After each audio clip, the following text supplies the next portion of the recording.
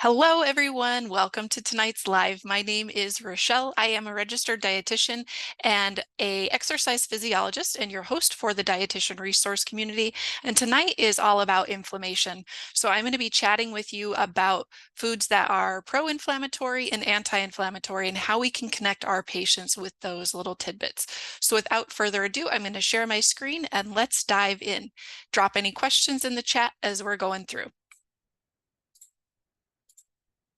All right, so first things first, just as a connecting with the topic, how to talk to patients about anti-inflammatory eating. So an outline of tonight's conversation is going to be looking at the definition of what is inflammation, and then how do our food choices impact inflammation overall, and then how do we start building anti-inflammatory meals with this knowledge. So let's dive into this topic. So first question is, what is inflammation? If you have an idea of what inflammation is or a way that you describe this to your patients, please drop it in the chat. That's always helpful. I think it's so great to hear how others describe things and explain things, and that can really help build our own practice. So what is inflammation? Well, inflammation can be our body's response to injury or infection. And what it does is it leads to a way of our body protecting things, kind of making things really tight, compartmentalizing it, and it protects our body so we can repair and fight against any harmful substances or foreign bodies or bacteria and viruses that can be, entering our body, and we're trying to prevent infection. It does lead to redness and swelling, heat and pain, and it can really impact like a small area or a system-wide area. There are two types of inflammation. One is acute and one is chronic. So we're going to talk a little bit more about acute versus chronic inflammation. So acute inflammation is something that happens like right now, and it caused a physical injury. So some of those examples, I don't know if you guys have ever sprained an ankle. I've done it twice. It's an immediate response, right? We see the swelling, things get really big, it's painful. Another example can be a bee sting that gets big really quickly, and that is an acute response. Also, infections such as bacteria or viruses, those are short. They don't typically last a long time. Some do, but typically if it's just a bacteria or a virus, we can get rid of that pretty quickly with inflammation to compartmentalize it. So again, this is the body's way of responding to that infestation or that response by releasing those white blood cells that can protect the body from whatever is the, threat, right? And that can help reduce the risk of ongoing injury and fight infection and promote healing. So then what is chronic inflammation? Well, chronic inflammation is long-term inflammation, and this can be caused by many factors. So one thing can be that persistent infection. So again, initially bacteria or viruses can be short-acting, but if it becomes a long-term thing, then it can become a chronic infection. Autoimmune disorders can be leading to chronic inflammation, exposure to environmental toxins, certain cancers, long-term exposure to stress, smoking, poor diet, and lack of physical activity can lead to chronic inflammation. So what are some of the things that we can control and help with as dietitians? Well, first things first is to educate our clients, right? Let them know what inflammation is, let them know what acute versus chronic inflammation is, and then also it's really important for them to know what the risk factors are for chronic inflammation. So through the research, we know that chronic inflammation in our health can lead to some of these major chronic health problems. So these may not surprise you, they may surprise you, but chronic inflammation in our health can lead to or include Alzheimer's disease, asthma, arthritis, autoimmune disease, specific cancers or most cancers, cardiovascular disease, chronic obstructive lung disease, We can also see this in chronic pain or joint pain, headaches, back pain, neck pain, bone on bone, pretty much. Dementia is also associated with inflammation, depression, heart disease, inflammatory bowel disease. Mental health disorders can be associated with inflammation, metabolic syndrome, obesity, and type 2 diabetes. So all of these aspects may be of concern for your patients. Some of them may only have one or two, some of them may have none at all, but if they are interested in anti-inflammatory eating, just assess if they are experiencing any of these conditions, and then that might be another motivator for them to consider anti-inflammatory eating. So how do our food choices impact inflammation? Well, it's very nuanced, as we know as dietitians. There's a lot that goes into our food choices, and it's not, like we were talking about, it's not always the food that is impacting inflammation. Maybe it's environmental, maybe it's the lack of physical activity, maybe it is smoking. So there's a lot of things to keep in mind, but there are certain things that we know that can increase inflammation that we're eating, and some foods that can reduce it. So let's talk about some of those things. So just as a reminder, inflammation can be increased by food choices, and it can also be reduced by food choices. So we want to work on ways to choose more of the foods that are anti-inflammatory and less of the foods that are pro-inflammatory. And that can really help patients make that distinction. So let's talk about the foods that are pro-inflammatory and then dive into the ones to choose more often when we're trying to replace some of those pro-inflammatory foods. So pro-inflammatory foods can include highly processed carbohydrates and sugary foods. So if you're thinking of any of those things, drop some examples of some highly processed carbohydrates and sugary foods below, just so we can all share in this input here. But some examples that can be, more of those like high processed carbohydrates and sugary foods can include things like cookies or cakes, pastries, things like ice cream can be in there. A lot of processed flours can be, and even things like highly processed tortillas or pastas can be in this category. Now it does depend, right? So it's not all inclusive, but we do need to be able to distinguish that. We also know that if we're getting too much of just sugar sweetened beverages, this can be a great impact on inflammatory pieces that we're seeing within the body. So sugar sweetened beverages, highly processed carbohydrates, and sugary foods can be a factor. Also, high fat foods, specifically foods that are higher in saturated fats or trans fats, are things that we need to be mindful of. I've been talking for like 8 hours straight, guys, so please be patient. But specifically things that are fried foods can be a really big increaser of pro-inflammatory markers in our body. Also things, like ice cream, high fat meats and cheeses. Those are things that maybe we want to choose less often, and we can see a slight reduction in that chronic inflammation if we're choosing those less often.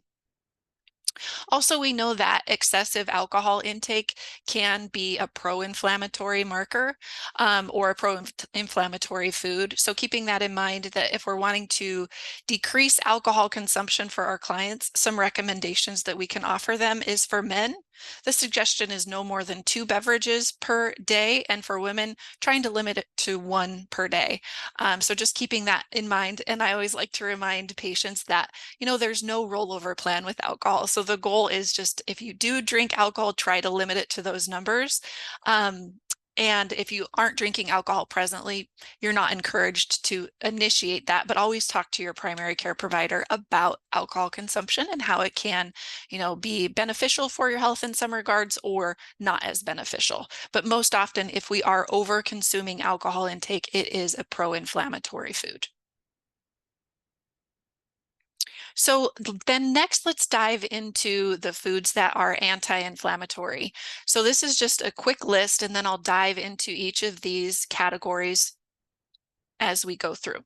So choosing more colorful fruits and vegetables, and we'll talk about why. whole grains, lean proteins, omega-3 fatty acids, and different herbs and spices. So let's start with colorful fruits and vegetables. It's really important to keep in mind that color in our food represents different healthful benefits. And we know now through a lot of research that eating the rainbow can be a great strategy to help our clients. And no, that doesn't mean Skittles. But one of the things to keep in mind is if we're getting red, orange, yellow, green, blue, purple, white throughout the day, this can be so helpful with getting those phytonutrients that our body needs. It's also really helpful with getting antioxidants. And we know that antioxidants are great with reducing free radical activity and reducing inflammation overall. So these are super powerful. Getting more color in our diet can be really helpful. So how can we eat more colorful foods at our meals and snacks? Well, we could look at a typical day of our clients and say, hey, is there a space where we can incorporate some colorful foods here, perhaps at a meal, perhaps at a snack, and start with small changes that they feel like they can make? So that's the first tip with, reducing inflammation. The other thing to keep in mind is dietary fiber. Oh man, this is like the most popular thing right now in social media. And so absolutely, I'm going to support this. So there are fibers that are indigestible and they can be found in fruits, vegetables, nuts, legumes, whole grains, and many foods enriched with fiber.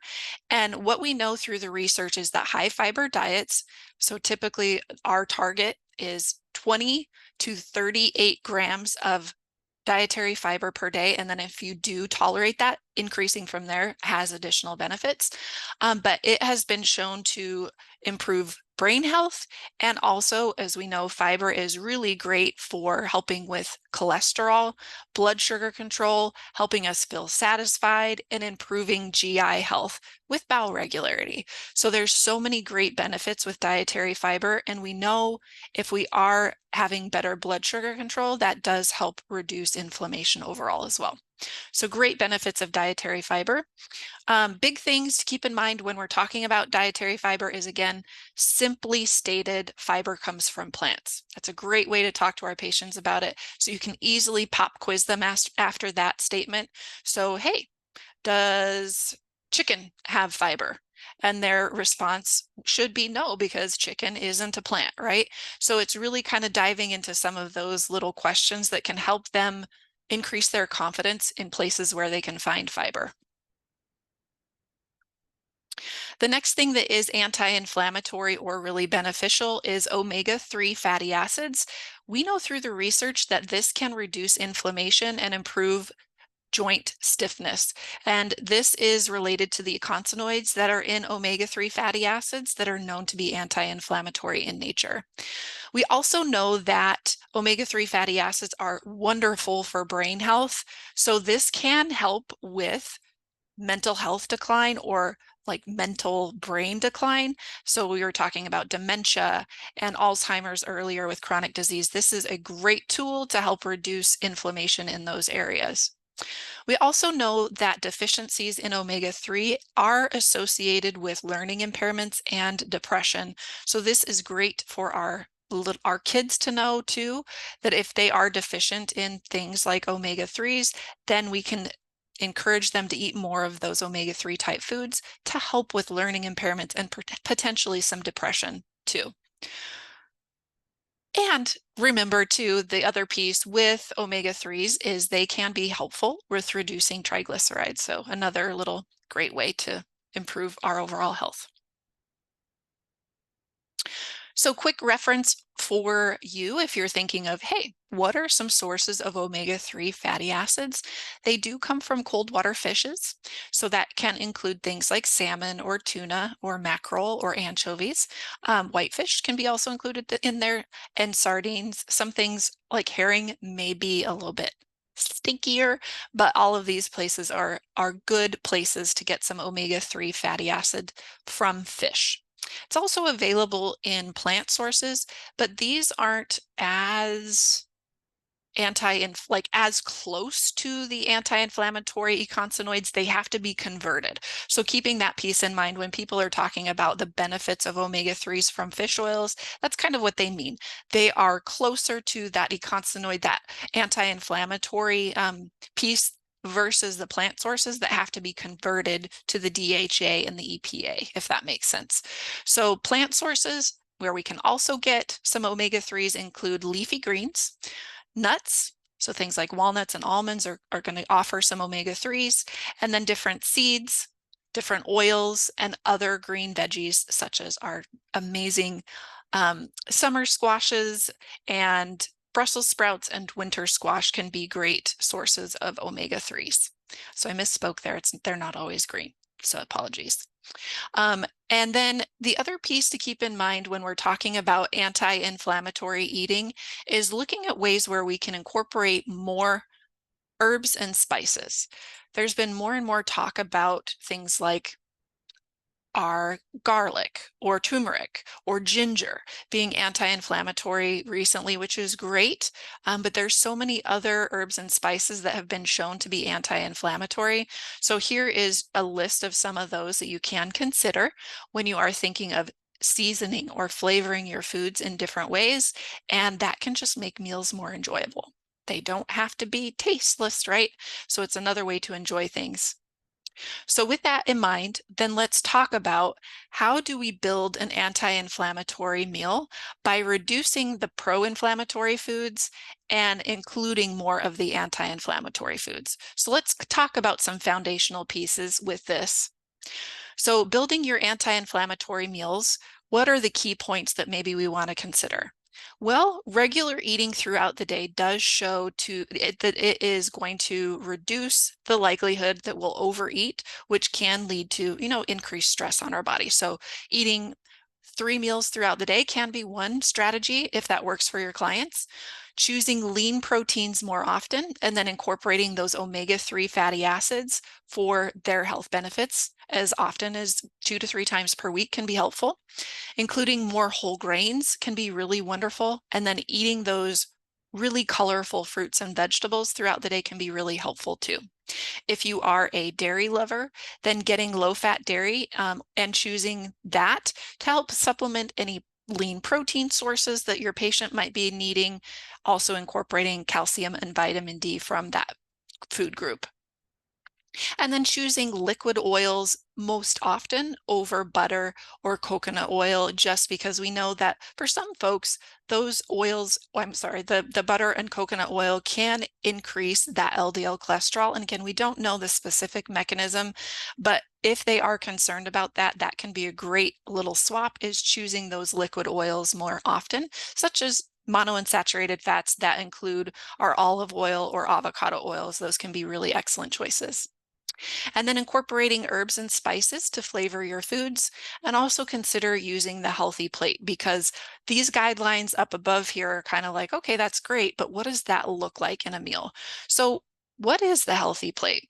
Well, the healthy plate can be a strategy that we can talk to our clients about that helps them visualize what a balanced meal would look like. And this can be using, that 3 meals per day strategy, but we want to fill a quarter of their plate with breads, grains, and starches. Again, choosing whole grains more often. Fruit servings can be on the side of the plate, another great place to get fiber and the colors that we were talking about earlier. Milk and yogurt can be on the side of the plate. If we choose the leaner versions more often, that can be helpful with reducing the fat content of the meal and also including some additional protein if our patients are deficient in that. Non-starchy vegetables, again, eat the rainbow with these guys. More color is going to give us a lot of health benefits, and we get more fiber from them as well. And they are a great, great thing to kind of make our meal feel a lot more satisfying because they add so much texture and flavor and variety of our meals. And then for meat and protein, filling a quarter of our plate with protein, that can be a great strategy with meeting our protein goals. Again, choosing leaner meats more often and or choosing some of those omega-3 fishes on occasion just to kind of get some more variety in our day can be great. And then fats, incorporating some heart healthy fats that can include those liquid oils, or if you like olives, Avocados, looking at different ways to add nuts and seeds, those can be some great ways to add in some healthy fats too. So visually then, what does that look like? Well, this is an example of what a healthy plate or an anti-inflammatory type meal might look like. So I'm going to go through this section by section and just reinforce everything that we've talked about so far today. So when we're talking about choosing lean options more often, the chicken breast is going to be a lean protein. That is going to reduce, the fats that are included in this meal, and it is not fried, it is grilled. So that is going to reduce any sort of trans fats that might be included. Choosing whole grain rice and or beans, and this is a mix of the two, this is going to incorporate fiber, and it's also going to incorporate a little bit of protein because we're going to get some of that protein from the legumes and a little bit from the brown rice as well. We're also going to get a lot of color coming from those non-starchy vegetables. And again, you choose the ones that you like. There are so many options out there with the non-starchy vegetables, but filling half the plate, we can get a big volume there and have a lot of different textures and flavors. And then if your clients so choosing a low-fat dairy product on the side for additional protein and some calcium and vitamin D if they would like, and then getting some additional fiber and color with these beautiful berries. And then incorporating some healthy fats with that avocado oil. Any way that you want to include that at a meal can be a way to do this.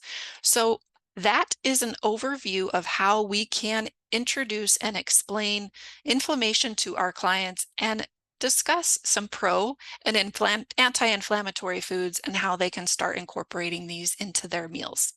I hope that that has been helpful. I'm going to go to the chat, see if there's any quick questions that are coming up. Let me see here. I'm not sure if they're popping in. If you do have any questions, though, drop them here. I don't see any questions now, so I hope that that has been really helpful and clarified any questions. But if you do have them, please drop them here and I will make sure that I answer them after I wrap up today. All right. Well, thank you all so much for being here today. I really appreciate it. Hope you have a fabulous evening and let's talk soon. Take care. Good night.